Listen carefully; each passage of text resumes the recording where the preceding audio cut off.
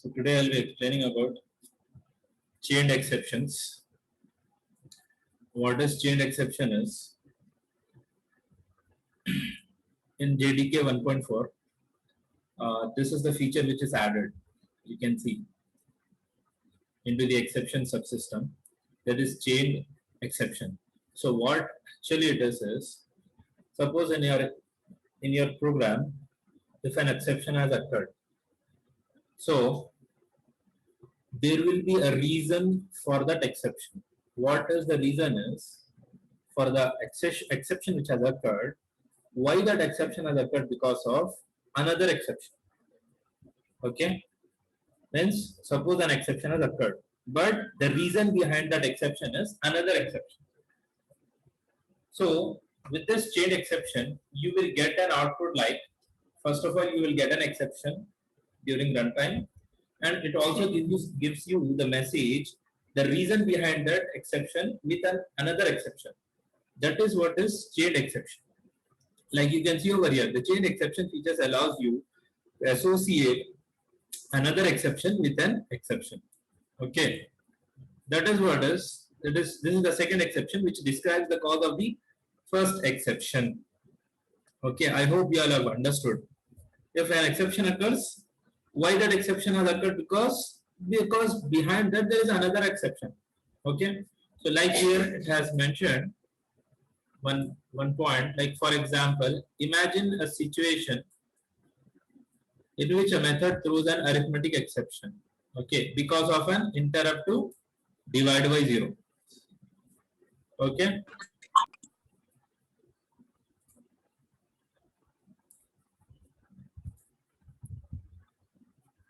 divide by 0. So this is what the actual cause of the problem, which was that an interrupt has occurred, that is input output error occurred. I hope you all have understood this. Okay, so for this one there are a few things which have been added in throwable class. Like you can see, to allow chained exceptions, 2 constructors and 2 methods were added into throwable class. These are the 2 constructors and 2 methods have been added. These are the 2 methods, get cause and init cause. Init cause is what is the reason. Get cause is it will get you the reason behind the initiation of that particular exception. So I will show you this example execution. See, I have already copied in my computer. Let me open the terminal. So you can see here.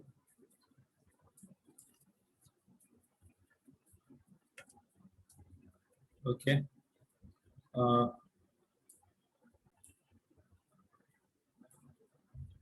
So I will execute this program. First is compile it, Java C space chain exe demo.java. Just a minute.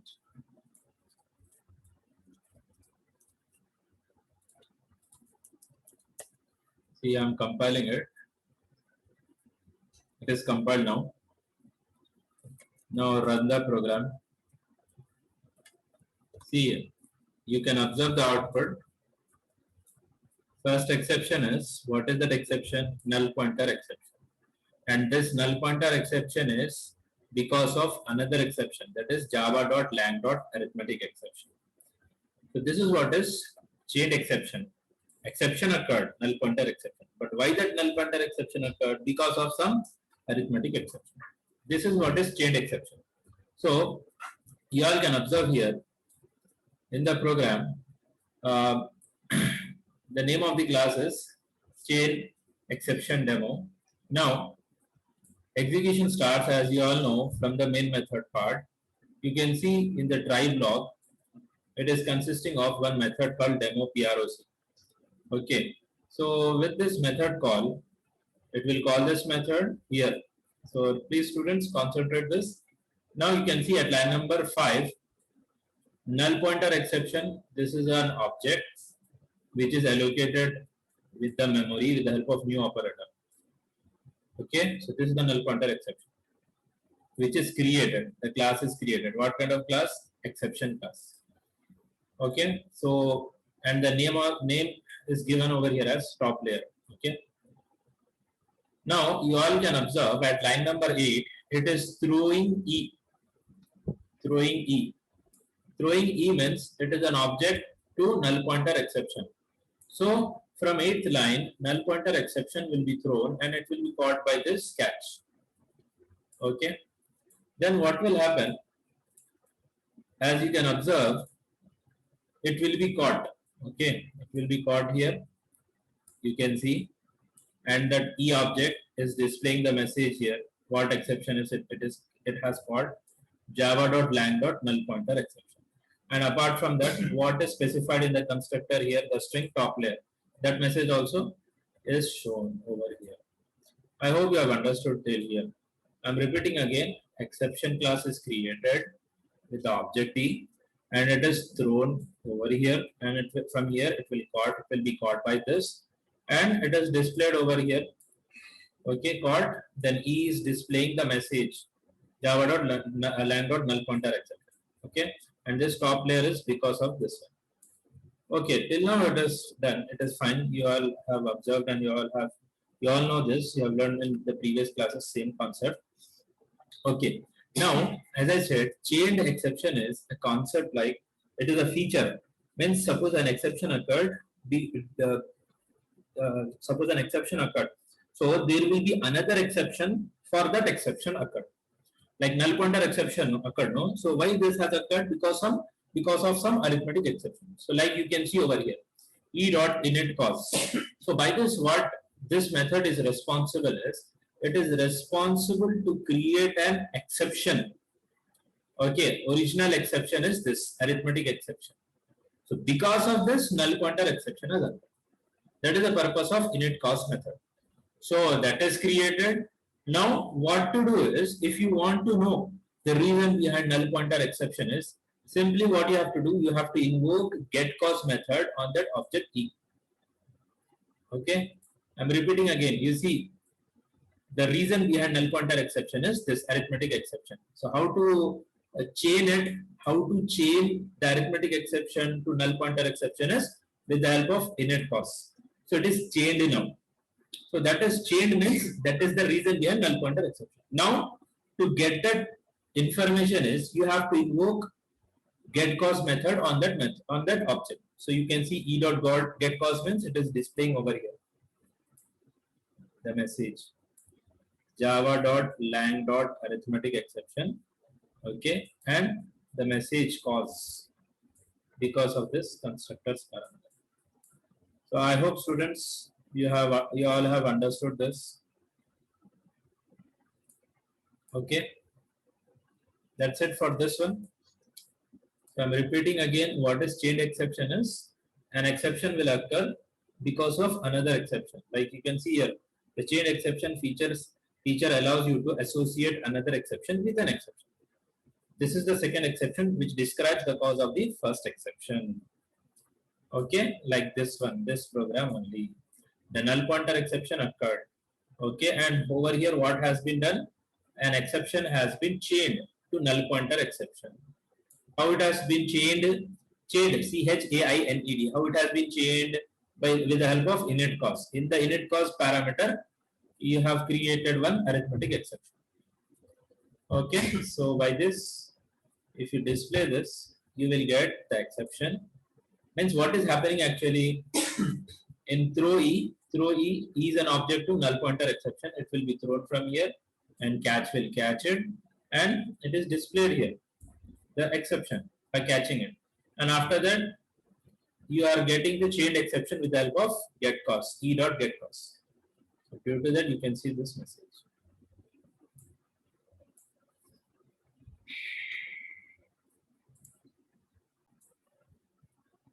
So this is what is chain exception concept.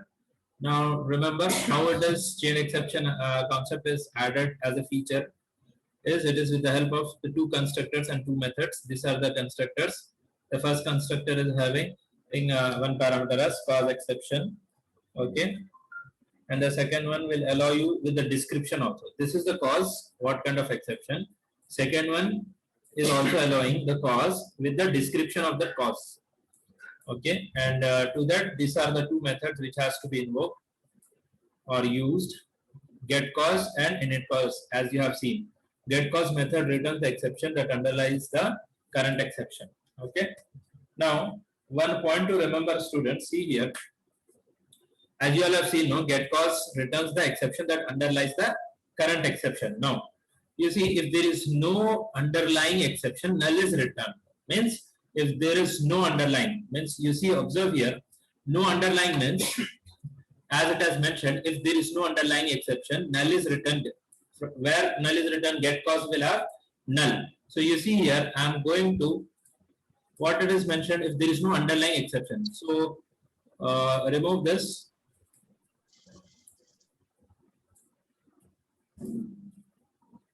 What to remove is this one. I'll make it as comment, the line number 7, and I will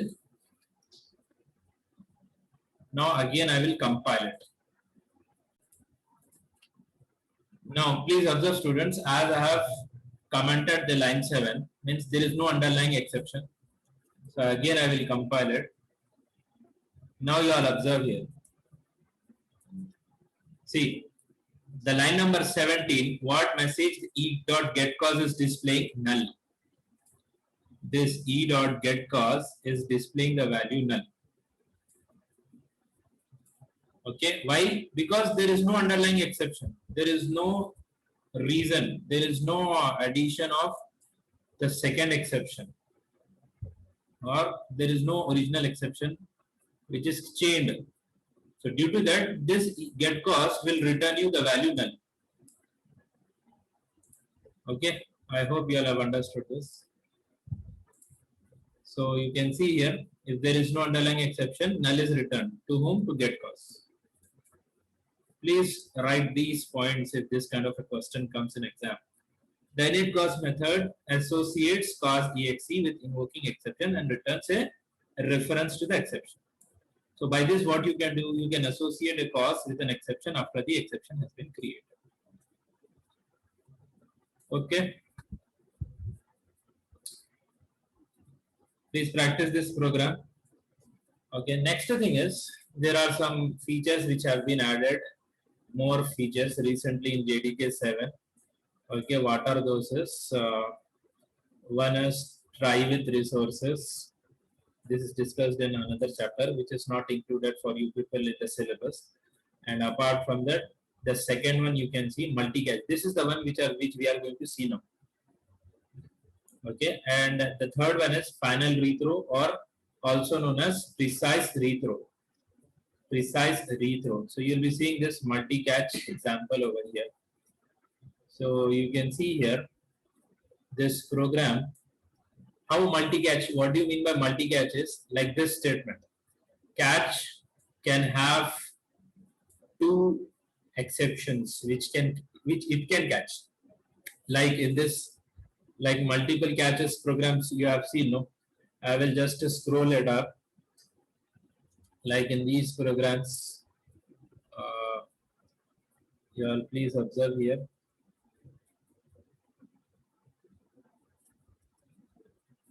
Not this. Yeah, these are the programs which are having two catch statements. Okay, instead of you write two catch statements, you can have one catch block only.